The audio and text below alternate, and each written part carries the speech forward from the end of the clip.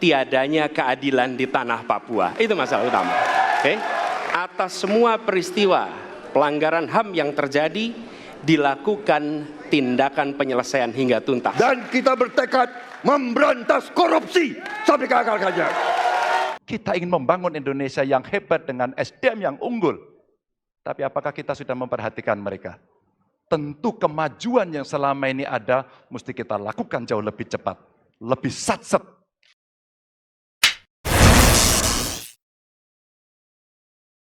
Debat pertama Capres kita udah saksikan bersama antara calon presiden dari nomor urut 1 yaitu Pak Anies Baswedan, kemudian nomor urut 2 Pak Prabowo, dan ketiga adalah Pak Ganjar Pranowo. Nah, di sini aku mau share sedikit terkait dari sudut pandang linguistik gitu. Bagi yang belum tahu linguistik itu apa, mungkin simpelnya linguistik itu kayak the science of language. Ada salah satu cabang ilmu yang namanya itu pragmatik, studi tentang makna antara si penutur, kemudian yang dia komunikasikan, dia tuturkan, kemudian ditafsirkan oleh pendengarnya gitu. Mungkin simpelnya kayak studi yang membahas antara kaitan bahasa dengan konteks kayak gitu. Nah, poin yang mau aku sampaikan itu fokus pada illocutionary acts atau makna dibalik ujaran atau speech act gitu. Nah, penasaran gak sih kira-kira itu style speech act apa sih yang ditampilkan oleh para ketiga calon kandidat presiden putra terbaik bangsa kita? Ya udah, kita langsung cek bersama-sama yuk.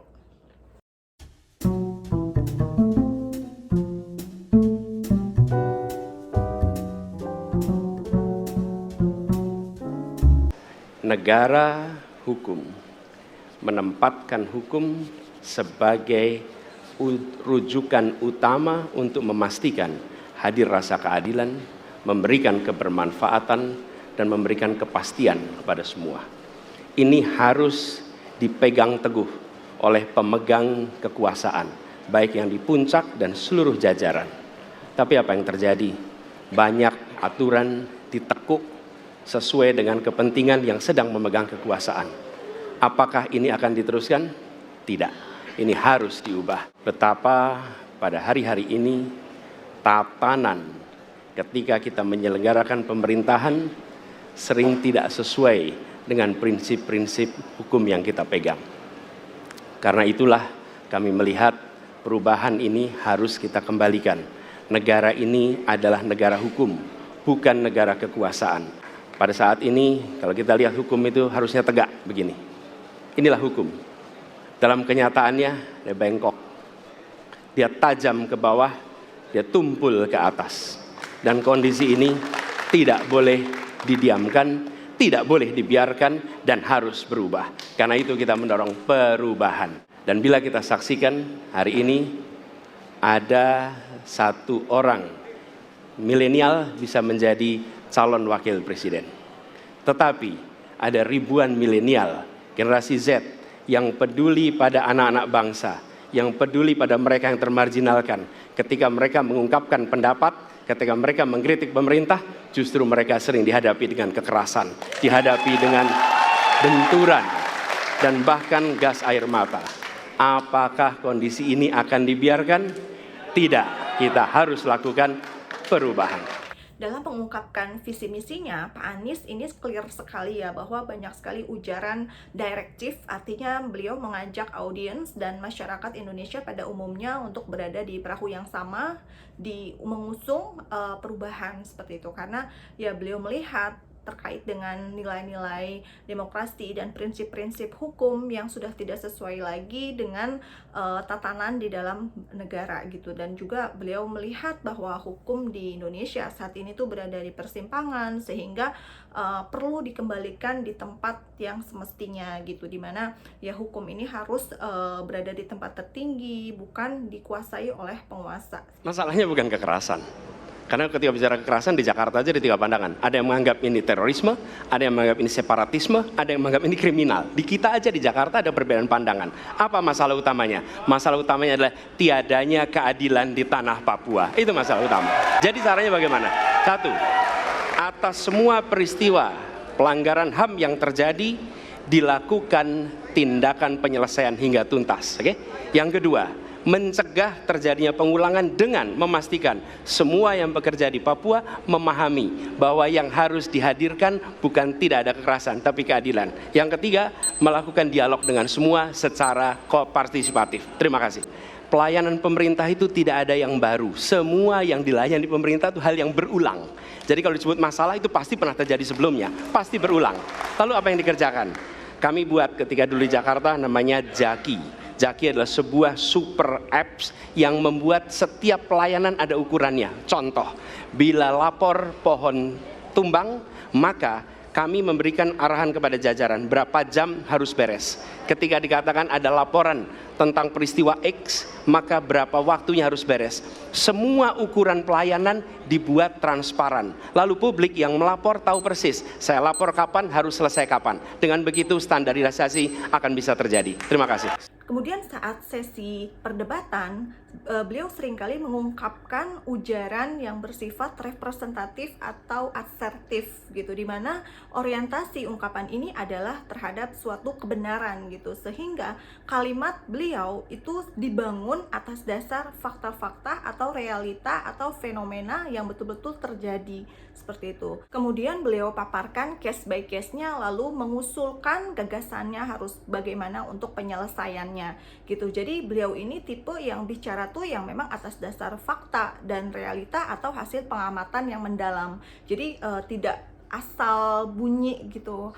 Dan ini pun mungkin ujaran-ujaran seperti ini mungkin akan sulit terbantahkan. Lalu ketika beliau membahas cara menyelesaikan suatu perkara, beliau seringkali menghadirkan pengalaman-pengalaman empiris yang mungkin sudah pernah beliau lakukan di Jakarta. Seperti misalnya cara beliau dalam menghadapi konflik, kemudian bagaimana menangani problematika pelayanan publik, dan juga kebutuhan atas pengaduan-pengaduan terhadap misalkan pelanggaran hukum atau kebutuhan hukum terhadap kasus kekerasan atau pelanggaran seperti itu ya, beliau utarakan poin-poin gagasan atau solusinya itu secara sistematis, terukur, dan juga bisa diselesaikan gitu. Sehingga ungkapan atau ujaran-ujaran di dalam kalimat yang diucapkan oleh Pak Anies ini sangat komprehensif dan substantif gitu, karena ya orientasinya terhadap suatu fakta atau kebenaran, kemudian hasil pengamatan beliau juga, kemudian beliau mengusulkan gagasan. Jadi semuanya itu step by step dan clear seperti itu.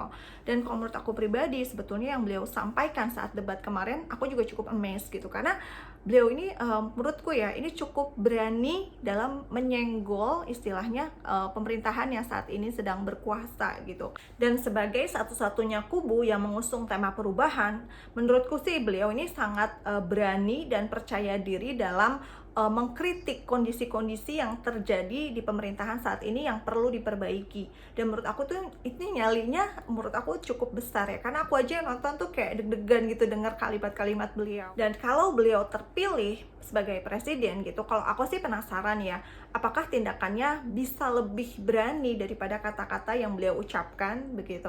Tetapi uniknya gitu, mungkin karena beliau juga backgroundnya memang seorang intelektual gitu kan, yang well educated gitu, dan semua kritikan tajam itu beliau balut dengan ungkapan atau pilihan kata-kata di dalam mengutarakan suatu kalimat itu dengan tetap santun gitu, dan tidak straightforward gitu yang mengancam muka lawan bicara gitu. Jadi pilihan kata-kata yang diucapkannya itu tetap under control, menggunakan politeness gitu, jadi tetap ya stabil kayak gitu. Dan aku sering banget gitu baca di sosial media gitu, banyak orang berpendapat kalau misalkan Pak Anies ini hanya pintar berkata-kata, bicara manis kayak gitu. Sebetulnya kalau kita paham construction kalimat beliau, ini kan bukan kata-kata manis pun bukan dibangun dari hasil imajinasi atau hayalan atau karangan. Apapun gagasan yang beliau lontarkan itu hasil kajian dan pengalaman empiris beliau gitu. Jadi nggak sembarang bunyi, kalau menurut aku sih begitu ya gitu. Dan menurutku kata-kata itu kan juga suatu representasi dari karakter seseorang gitu. Jadi ya kita bisa menilai karakter seseorang itu memang dari kata-kata yang beliau ucapkan kayak gitu. Jadi menurut aku nggak ada salahnya sih kalau beliau memang tutur katanya santun, penuh dengan tata krama kayak gitu kan ya. Bukannya kayak Nabi besar Muhammad SAW juga kan mengajarkan kepada kita semua itu untuk bertutur kata yang sopan dan lemah lembut begitu kan. Nah itu untuk Pak Anies. Next kita bahas capres nomor 2 yaitu Pak Prabowo Subianto. Sejak muda saya telah mengangkat sumpah untuk membela Pancasila dan Undang-Undang Dasar 45. Dan saya berkomitmen untuk memperkuat itu. Manakala saya menerima mandat dari rakyat, saya akan memperbaiki kualitas hidup semua hakim-hakim di Republik Indonesia, semua pekerja di sekitar pengadilan, dan semua penegak hukum akan saya perbaiki kualitas hidupnya, gajinya diperbaiki supaya mereka tidak dapat diintervensi, tidak dapat disogok, tidak dapat dikorup. Itu komitmen saya kepada rakyat Indonesia. Terima kasih. Dan saya pertaruhkan nyawa saya, jiwa saya untuk membela demokrasi, hukum dan HAM. Saudara-saudara sekalian, Prabowo Gibran, kita akan perbaiki yang harus diperbaiki. Kita akan tegakkan apa yang perlu ditegakkan. Dan kita bertekad memberantas korupsi sampai ke akar-akarnya. Saya sudah siap mati untuk negara ini. Dan sedikit berbeda dengan Pak Anies, untuk Pak Prabowo, ujaran-ujaran yang sering kali dominan yang beliau ucapkan itu yang bersifat komisif gitu. Artinya ujaran tersebut itu banyak sekali menekankan pada suatu ungkapan akan sumpah, akan tekad, akan janji, seperti itu. Yang mana ucapan atau ujaran beliau ini itu mengikatkan diri terhadap tindakan-tindakan yang memang harus beliau lakukan gitu, dan kuncinya ya memang sejauh mana komitmen beliau terhadap janji atau sumpah dan tekad yang beliau ucapkan tersebut begitu. Dan juga menurutku sih ini juga nggak salah gitu, karena memang kita tahu ya background beliau ini kan seorang prajurit, seorang militer gitu, yang mungkin memang seringkali bertekad atau berjanji terhadap negeri kayak gitu. Cuman kita lihat juga komitmennya seperti itu. Dan sebetulnya saat menyampaikan visi misi, Pak Prabowo ini boleh saja menambahkan ujaran-ujaran direktif untuk mengajak masyarakat mengusung keberlanjutan gitu. Yang kita juga penasaran gitu, sebetulnya poin-poin apa aja sih yang ingin ditawarkan dari program keberlanjutan yang memang harus dilanjutkan dari pemerintahan saat ini begitu. Saya tidak takut tidak punya jabatan, Mas Anies. Sorry ya. Sorry ya. Dan ungkapan yang kedua ini berjenis ekspresif, di mana kita semua ingat ya yang disampaikan oleh Pak Prabowo, yang mungkin ini akan selalu terngiang di telinga kita gitu dengan kata-kata sorry ya gitu. Jadi ini tuh mungkin meluapkan sisi originalitas dari Pak Prabowo terkait ekspresi akan ketidaksukaan atau keberatan atau disagreement atas sesuatu yang disampaikan oleh pihak lawan bicaranya. Next, kita lanjut bahas ujaran Pak Ganjar. Kita ingin membangun Indonesia yang hebat dengan SDM yang unggul. Tapi apakah kita sudah memperhatikan mereka? Tentu kemajuan yang selama ini ada, mesti kita lakukan jauh lebih cepat. Lebih satset. Dan perhatian itu mesti diberikan. Dan itulah di sana kita memperhatikan nasib para guru, termasuk guru agama. Catatan inilah yang mendorong pikiran kami, internet gratis untuk para siswa yang sedang bersekolah. Agar mereka punya kesamaan dengan kita semua yang ada di Jawa ini. Kami bergeser lagi, kemudian ketemu kawan-kawan penyandang disabilitas di NTB. Betapa bahagianya saya karena ketemu dengan orang yang berjuang dengan keras agar dia bisa setara, dan pemerintah mesti perhatikan mereka untuk memberikan kesetaraan pada mereka itu. Dan mereka bisa mendapatkan kebaikan-kebaikan kalau governance terjadi. Maka yang ada di Kalimantan kami temukan, masyarakat Dayak, mereka suku-suku yang ada, libatkan dong kami agar kami bisa mendapatkan akses yang sama. Semua ini bisa berjalan kalau kemudian pemerintahnya bersih, pemerintahannya bisa akomodatif, dan kita sikat korupsi itu tidak dengan kata-kata, dengan keseriusan. Kita akan lakukan itu, kami mohon dukungan rakyat, perintahkan kami untuk mengerjakan itu. Terima kasih.